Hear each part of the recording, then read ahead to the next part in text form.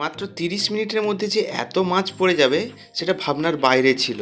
চলো তাহলে তোমাদের প্রথম থেকে বলি। তো কেমন আছো সবাই? তো ভাই আমি পিকু আজ সকালবেলায় ঘুম থেকে উঠে চলে গেছিলাম বাজার। বাজার থেকে ফেরার সময় যে আমি এইরকম কাণ্ড দেখবো বুঝতেও পারিনি। এই কটা দিন প্রচণ্ড বৃষ্টি হওয়ার জন্য আমাদের এই ছোট্ট নদীতে যে এত পরিমাণে জল বেড়ে যাবে সেটা ভাবনার বাইরে ছিল। আর এই নদীতে জল বেড়ে যাওয়ার জন্যই যে এত পরিমাণে মাছ পড়বে, বিভিন্ন ধরনের মাছ পড়বে, সেটা হচ্ছিল ভাবনার বাইরে। থেকে ফেরার সময় দেখছিলাম যে জাল দিয়েছিল, এই জাল দেওয়ার পরে যে এত পরিমাণে মাছ পড়বে সেটা ভাবনার বাইরে ছিল। আমি বাজার থেকে ফিরে আসছিলাম তখন এই জালগুলো তুলছিল যে দেখো কত পরিমাণে মাছ পড়েছে, পুরো জাল ভর্তি হয়ে গেছে। দাদাকে জিজ্ঞাসা করে জানলাম যে দাদা মাত্র নাকি এগুলো 30 মিনিট জাল দিয়েছিল, 30 মিনিট জাল দেওয়ার পর এই এতগুলো মাছ পড়ছে। দেখো জাস্ট মোট দুটো জাল দিয়েছিল, একটা জালের ঘরের মধ্যে একটা করে মাছ, মানে পুরো ভর্তি হয়ে গেছিলো জাল। যে মাছগুলো ছাড়ানোর পর জানতে পারলাম যে প্রায় 600 গ্রাম মাছ পড়েছিল মাত্র আধা ঘন্টার মধ্যে।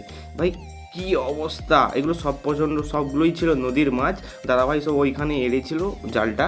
তো ভাই যদি ভিডিওটা ভালো লেগে থাকে একটা তো লাইক অবশ্যই করতে হবে। আমি ভাবলাম ইন্টারেস্টিং ব্যাপার তোমাদের সাথেও শেয়ার করা দরকার, তাই শেয়ার করলাম তোমাদের সাথে। তো ভাই ভিডিওটি যদি ভালো লেগে থাকে একটা তো লাইক অবশ্যই করতে হবে। তো ভাই আজকে চললাম, till then take care, tata.